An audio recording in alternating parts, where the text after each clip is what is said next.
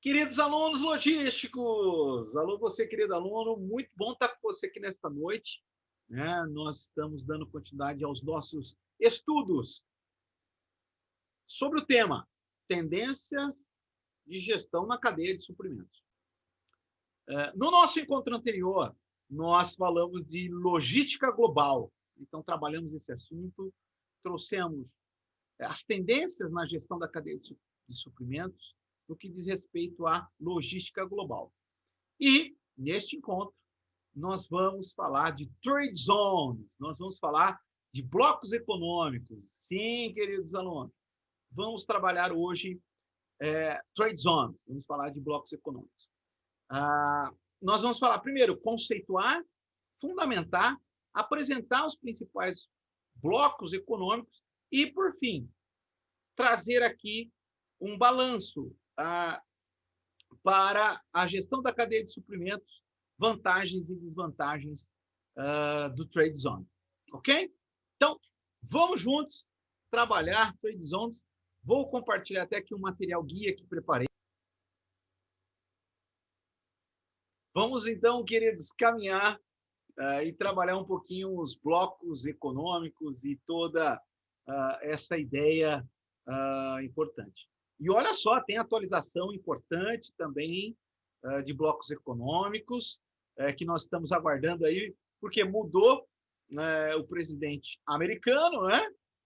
E uma das últimas políticas aí, aqui já dando um spoiler, que nós falaremos já daqui a pouquinho, mas uma das últimas decisões Donald Trump a respeito de políticas internacionais foi a mudança de nomenclatura da NAFTA. Né? Então, teve uma mudança de nome, algumas mudanças no regime. Mas a gente vai acompanhar isso aí. Foi em julho do ano passado, junho de 2020. A gente vai acompanhar, falo a seguir. Então, qual a ideia de blocos econômicos? Né? Porque, e de onde surgem? Muito simples, como até a própria ideia de bloco quer nos dizer. Né? Um bloco econômico corresponde na união de países de uma mesma região para fomentar o crescimento econômico e social. Né? Então, essa ideia de bloco econômico, essa ideia de união social e união para desenvolvimento, ela surgiu com bastante força, então, no final da Segunda Guerra. No final da Segunda Guerra, vários países ali, até por força, né, dos aliados, por força de toda a estratégia militar, perceberam que, puxa, se eu tiver algumas uniões, né, vamos unir esforços conjuntos das nossas fronteiras, de países que estão na fronteira, puxa, a gente pode melhorar junto, economicamente, a gente vai ganhar. Né? Então, a gente tem esta percepção a partir da Segunda Guerra, começaram a surgir ali, sobretudo estruturalmente e legalmente, a partir da década de 60, 65, mas com grande força no final da década de 90, muita estrutura e muita negociação aí a partir da década de 90. Né? Na década de 70, grande força aí do mercado comum europeu, com os Estados Unidos, com o Japão. Né? Então, a gente teve essa evolução. Então, o bloco econômico tem esse conceito. Vamos unir para ganhar. Né? A ideia é um crescimento e um desenvolvimento econômico, social do bloco inteiro. Então, os países que compõem o bloco, eles saem ganhando, eles têm, então, uma força, e essa força reflete aí nesta tendência. Um bloco econômico, essa associação de países, eles formam e eles são criados para que se tenha um mercado regional comum. Né? Então, para que eles se formam? Claro, qual que é o objetivo? Olha, vamos nos desenvolver economicamente e socialmente. Maravilha. Isso na prática como funciona? Funciona trazer regionalmente facilidades econômicas no que diz respeito, principalmente, à tarifa, à tributação. Nós temos o nosso amado Brasil, só para um exemplo aqui de como isso é importante. O nosso amado Brasil já é um país com dimensão continental. E pensando de maneira tributária, nós temos no tributo do tipo imposto e a respeito do ICMS, né? Lembrando que tributa toda prestação pecuniária, compulsória, em moeda, cujo valor não se possa exprimir, que não constitui a sanção de ato lícito, cobrada mediante, instituída em lei, cobrada mediante administração plenamente vinculada. E esse conceito de tributo não é um conceito exclusivo só do Brasil. E isso é importante falar. O conceito de tributo é um conceito global. Não é só no Brasil que tem tributo. E eu estou falando de tributo como espécie mesmo, porque do tributo espécie nós vamos ter impostos, taxas, contribuições sociais. No caso do Brasil, ainda empréstimos compulsórios, contribuição de melhoria. Evidentemente, o alvo e a nomenclatura e a estrutura conceitual de cada tributo muda de país para país. Mas todo país cobra tributo. Porque onde há evolução democrática, onde há república democrática, há uma vida em sociedade que precisa ser custeada. Então, evidentemente, claro, não é assim em todo mundo. Na maior parte do mundo, nós temos uma república democrática de direitos. Então, não é mais uma pessoa sentada no trono que manda em tudo. E não é só ali o trono que fica rico. Não. A vida em sociedade necessita de despesas.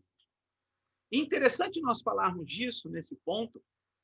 Se você e trouxemos aqui alguns comentários de como política internacional, como relação internacional é importante.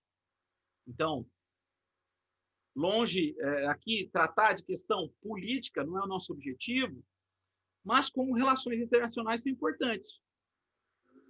E eu volto a falar aqui, comentamos no encontro passado, né?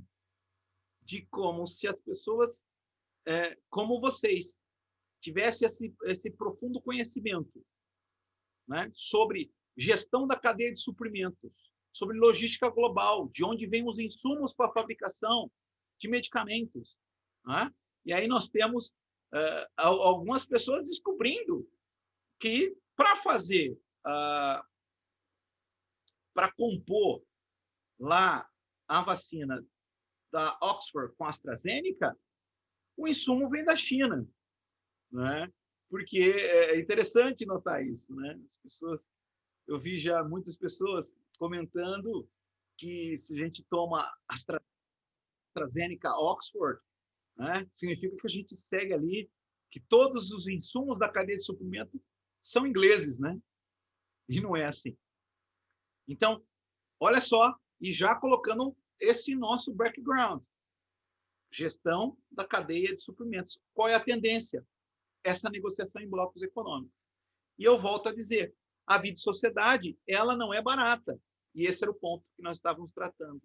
Então, se você pegar, por exemplo, a vacina, o Brasil pagou por um laboratório indiano, né? Um contrato aí que foi firmado no dia 8 de janeiro de 2021, 15 dias para entrega, né? Vai entregar aí com um dia de antecedência, mas está dentro do prazo. Mas pagou 60 milhões de dólares por 2 milhões de doses. Passa a conta aí quanto saiu cada dose. Por que pagou esse preço? Nessas 60 milhões de dólares, por 2 milhões de doses. Porque foi uma compra emergencial. E aí o laboratório indiano passou, seguinte, já vendemos que eles já venderam para vários países. Se quiser, a gente tem a esse preço. Né? A vacina do Butantan sai a 10 dólares a dose. A da Pfizer sai a quase 40 dólares a dose. Não é? Então, você pode fazer as contas de quanto custa isso. O que eu quero dizer, a vida de sociedade não é barata. E esse custo de vacinas, e é só como exemplo, vem do recurso do Estado, e aqui Estado com letra maiúscula, do governo. Então, nenhuma pessoa que reside num país, uma república democrática de direito, olha só, aqui dinheiro é direito, né? Precisa pagar pelas vacinas. Nenhuma. E essa é uma preocupação, inclusive, global nesse momento, para que todos os países tenham condições de adquirir vacinas. Nós sabemos que não são muitas fábricas, não tem muitas fábricas. Nós sabemos que o insumo não é em todo lugar que tem insumo. A China, grande fornecedor de insumo, tanto para Oxford, tanto para a Coronavac e demais, tem uma lista grande. Né?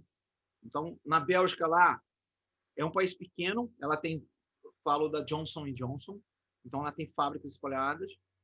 Então, a grande preocupação, até vi ali o secretário da ONU falando que a preocupação dele é isso, que para combater essa pandemia global, todos precisam ter acesso à vacina.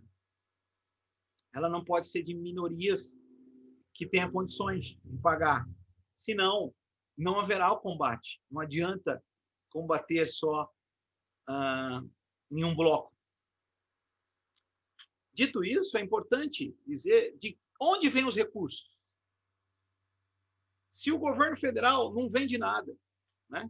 Teoricamente, vou falar aqui de maneira geral, nós sabemos que o governo federal tem empresas públicas, ele está muitas vezes inserido no mercado privado.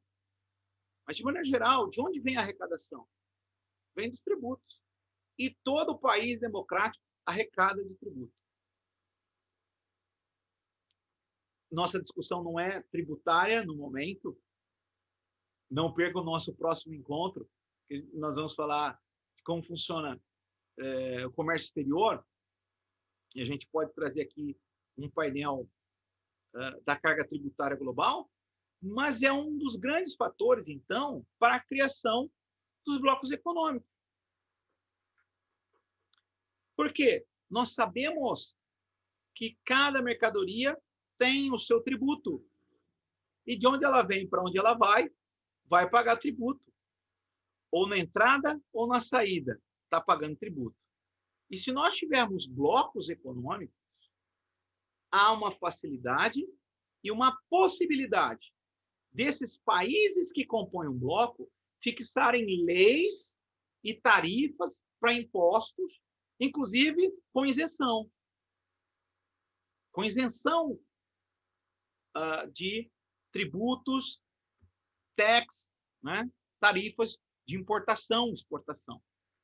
Então, esse bloco ele tem esse impacto justamente quando nós pensamos na atividade aduaneira logística, quando nós pensamos no desembaraço aduaneiro, quando nós pensamos na distribuição, quando nós pensamos na armazenagem desses entrepostos. Então, os blocos econômicos têm essas facilidades legais, elas vão permitir uma tributação mais tranquila no que diz respeito a alguns produtos do bloco, sem perder de vista o crescimento econômico do bloco. Várias vantagens também existem quando nós pensamos em zonas de livre comércio, não é? Quando as mercadorias podem ser vendidas, inclusive, sem taxas entre outros países. E aqui, só para que você fique atento, o nome taxa ele vai aparecer quando a gente lida com comércio exterior ou aqui falando de trade zones, porque é o nome de tributo na maioria dos países é tax. Então, quando a gente fala de imposto de importação e exportação para outros países, geralmente se fala tax. Então, aqui é como se fosse uma tradução. Isso por quê? Porque internamente, para o Brasil, taxa é um tributo diferente de imposto de importação e exportação. Então, quando eu estou falando taxa aqui, eu quero dizer impostos de importação e exportação para o nosso país. Tax em outros lugares. Então, quem aqui nunca se deliciou ou já ouviu falar do free shopping? Não, por que existe, né, algumas situações onde, olha só, um voo ele está indo de um país a outro, ou temos ali nos aeroportos uma área onde nós temos um free shop. E o que é essa área de free shop? É uma área de livre comércio, onde tem produtos com taxas reduzidas. Né? Então, há também, dentro desse conceito de blocos econômicos, zonas de livre comércio. E também há, dentro do conceito de trade zone, né, o mercado comum, onde nós vamos ter políticas iguais de livre comércio.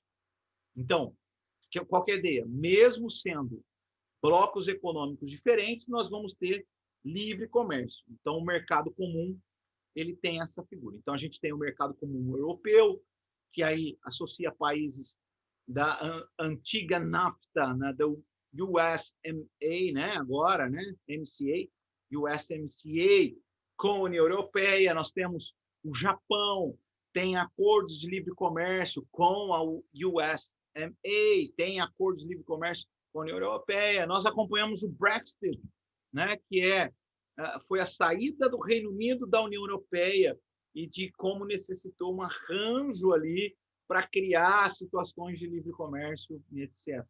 Né? Que, inclusive, o acordo finalmente, né, finalizou aí em 2020. Em 2020 tivemos muitas atualizações dentro do cenário dos mercados, dos blocos econômicos, das trade zones atualizadas.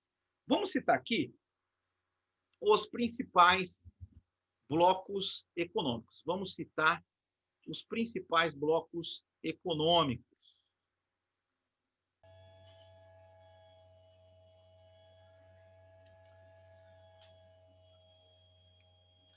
O principal, né, os principais, não vamos citar todos os blocos econômicos, mas vamos citar os principais, e não poderíamos começar diferente se não começar com o nosso amado e doce Mercosul, o Mercado Comum do Sul. Esse mercado, o Mercosul criado aí em 1991, né? E é o maior bloco econômico do Hemisfério Sul, né? Aqui no Hemisfério Sul é o maior bloco econômico, formado por Brasil, Argentina, Uruguai e Paraguai. Você pode estar falando assim, e a Venezuela? Então, né? E a Bolívia? Então, vale a pena conferir lá os titulares. Os titulares do Mercosul são Brasil, Argentina, Uruguai e Paraguai, né? O que acontece há acordos com outros países do Hemisfério Sul, incluindo Bolívia, incluindo a Venezuela, né? Dentre outros, Chile, há acordos, mas os titulares, os membros permanentes do Mercosul, é Brasil, Argentina, Uruguai e Paraguai. Até por isso o símbolo do Mercosul lá tem 4 estrelinhas, né? É essa bandeirinha que estou apresentando para você, o símbolo do Mercosul, do Mercado Comum do Sul. Então, nós temos a possibilidade de ter, nesses 4 países, uma gestão na cadeia de suprimentos muito mais tranquila no que diz respeito à tributação. Então, nós importamos e exportamos para esses países com mais tranquilidade de taxas. É claro que você deve perceber o seguinte, o lucro não é tão alto, ou é relativo, depende do produto, a lucratividade não é tão grande, mas a troca, por exemplo, você manda um produto, recebe uma mercadoria, tem uma tecnologia, compartilha, isso é importante, porque faz com que se desenvolva melhor. Então, nós temos aí Inclusive, é interessante, depois, se você puder, você pode ver a diferença até.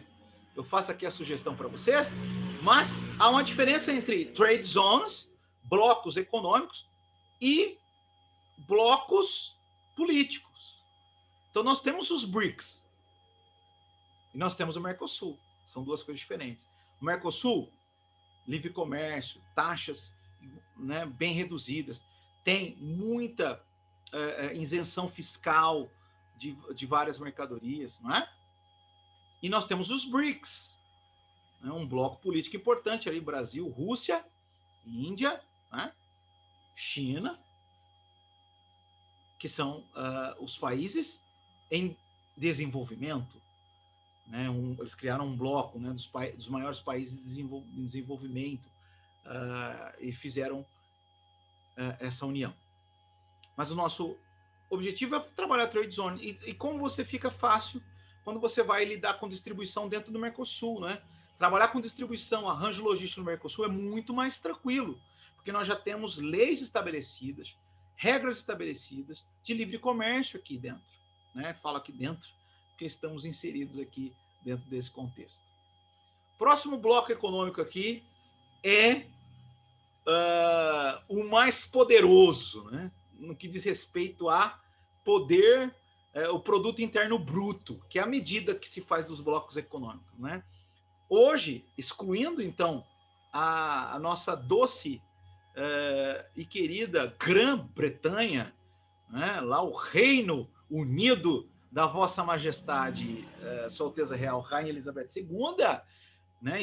Exceto a Irlanda do Norte, né? Então, exceto a Irlanda do Norte, nós temos a União Europeia composta e formada por 27 países. Interessante notar no desenvolvimento social e o poder e o PIB que nós temos na União Europeia algo que a gente não conseguiu construir ainda no Mercosul, dado o desenvolvimento econômico, que é uma moeda única.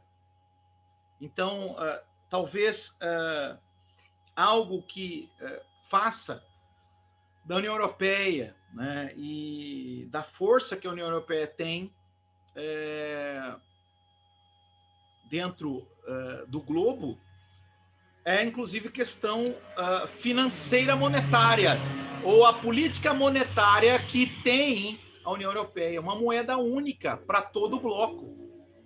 Então, moeda única ali, como isso facilita, né? O câmbio, né? Como isso traz uma política monetária interessante. É de se comentar também que desde fevereiro de 2019 foi assinado um acordo muito importante entre Japão e a União Europeia, um acordo de livre comércio. Olha só que coisa interessante. Então, assim, resumindo, o que significa? Que o Japão é uma trade zone, é uma zona de livre comércio dentro da União Europeia, mas que está lá na Ásia. Mas isso facilita, não é? Está lá na Ásia, mas facilita a ideia de distribuição.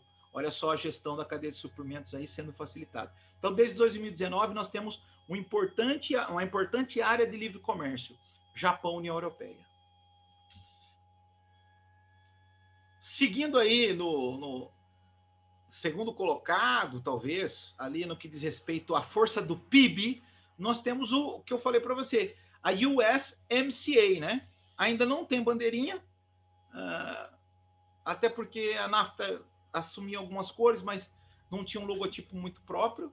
Mas a USMCA substituiu a NAFTA em julho de 2020. E o Donald Trump, né, e os demais parceiros do bloco negociaram aí essa importante mudança, né? Então, é um novo tratado internacional. E a ideia é o seguinte: esse novo tratado, e aqui, claro, vai chegar no X da questão ambiental, ele aumenta a regulamentação com respeito ao meio ambiente, incrementa a produção de automóveis e, para os Estados Unidos, uma fatia grande do mercado lácteo canadense, que eles não tinham, né? Então, é o bloco dominante da América do Norte, mas eu quero dizer o seguinte, que a ideia é o seguinte: uma das coisas, né, que fomentaram esse novo acordo do tratado da USMCA foi a saída dos Estados Unidos do Acordo de Paris. E é claro, aqui é política internacional, você precisa dar uma olhada, evidentemente, nos acordos internacionais climáticos que a ONU promove. Então, os Estados Unidos resolveu sair do tratado que ele havia assinado. E aí, o nosso querido Joe Biden tomou posse ontem, hoje é 21 de janeiro de 2021, e uma das primeiras coisas que ele assinou, adivinha qual foi? Nós voltaremos ao Tratado do Meio Ambiente de Paris. Então, ele voltou ao tratado. Então, talvez haja alguma mudança na USMCA, provavelmente, não sabemos, mas vamos aguardar cenas do próximo capítulo nesse importante bloco dominante, inclusive é o que concentra mais vacinas em andamento hoje no globo. É os Estados Unidos, é o maior, né? Tem a maior concentração de políticas de vacinas, né? É esse bloco econômico aí da América do Norte, tá bom? Incluindo o Canadá e o México. Próximo bloco aqui importante, dentro desse desenvolvimento das trade zones, é a PEC, né? Formada em 93. A PEC ela concentra vários países lá da Ásia. Então, a PEC é a Cooperação Econômica Ásia-Pacífico. Então, tem lá uma grande concentração, sobretudo naquilo que diz respeito à borda do Pacífico, né? Você pegar o globo lá e dar uma olhada lá, são geralmente aqueles países ali do continente asiático, né? Não são todos. Por quê? Os outros vão estar no outro bloco ali, né? Os outros vão estar no outro bloco. Mas antes, importante aqui falar aqui dos nossos hermanos da Comunidade Andina de Nações, um bloco criado em 69, né? Que é formado por 4 países: Bolívia, Colômbia, Equador e Peru. Né? Também, e anteriormente, o nome era o Pacto Andino, né? O pessoal dos Andes, Los Andes, né? Então, Bolívia, Colômbia, Equador e Peru estão nesse bloco econômico. E, por fim, a Associação das Nações do Sudeste Asiático, né? Criado em 67, tem Tailândia, Filipinas, Malásia, Singapura, Indonésia, Brunei, Vietnã, Myanmar, Laos e o Camboja. Né? Então, a Associação das Nações do Sudeste Asiático é também um forte bloco econômico. Não é? Por fim, vamos falar do maior bloco econômico ali, o bloco da África Austral. Né? Então, falando da África e de alguns países da África, são 16 países da região austral da África que compõem esse bloco, criado em 1992. Né? A Comunidade para o Desenvolvimento da África Austral é um importante bloco de desenvolvimento econômico. Vimos, então, não são os principais blocos econômicos aí espalhados no globo. Nós temos ainda a CARICOM, que é do Caribe, né? Nós temos a AGADIR, que é do norte da África, a ECOWAS, que é ali um pouco ali na região nordeste da África, que compõe ali as 2 Guinés, dentro da África importante. Nós temos dentro ali do bloco, passando ali por aquilo que um dia foi a Ásia, perto da Ásia Menor ali, o bloco da Turquia, né, que compõe ali os países da região da Turquia, não é? De comércio geralmente árabe. E assim nós vamos fatiando, né, o nosso globo com trade zones. E qual é a tendência global na gestão da cadeia de suprimentos? O que esse assunto vai implementando para a cadeia de suprimentos? Que cada vez mais a atividade de distribuição, de comercialização, ela é global. Então, necessita de legislação comum. Então, é interessante notar que nós estamos caminhando para uma comunidade global. De fato, os blocos econômicos, eles são um reflexo de que isso é importante. E talvez seja uma das vantagens.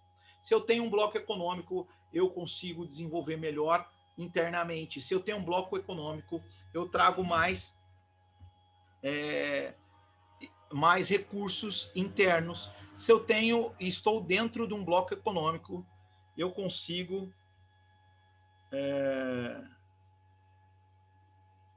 desenvolver socialmente. Se eu tenho um bloco econômico, eu consigo produção melhor. As desvantagens, eles vão estar sempre ligados aquilo que tem que ceder para estar num bloco. Então, você tem que ceder parte da cultura, muitas vezes. Primeiro, você tem que ceder tributo. E é interessante notar essa questão, depois, se vocês tiverem tempo, vocês podem dar profundidade a isso. Por que a Grã-Bretanha resolveu sair da União Europeia? Né? E talvez explica esse peso de desvantagem para um país sair do bloco. Evidentemente, a Grã-Bretanha, o Reino Unido, não é só a Inglaterra, não é? Nós temos País de Gales, nós temos Escócia. Então, nós temos ali, não é um país só. Mas revela que não é vantajoso 100%. Na verdade, o país ele tem que sopesar ganhos e vantagens e desvantagens para estar num bloco. Agora, uma realidade hoje é o seguinte: quem não está num bloco tem muita dificuldade de estar no mercado internacional. Então, hoje, de fato, você não estar em nenhum bloco não tem ali a vantagem de competir economicamente, de negociar economicamente junto, de negociar e trazer políticas, né? Nós estamos vivendo pandemia global, mas provavelmente vai acontecer, após o controle dessa pandemia global, ela vai se tornar endêmica, e às vezes em algumas regiões. Então vai atingir mais algumas regiões, outras não. Não é? Então, nós vemos a dificuldade de alguns países com menos recursos de estarem despontando no mercado internacional.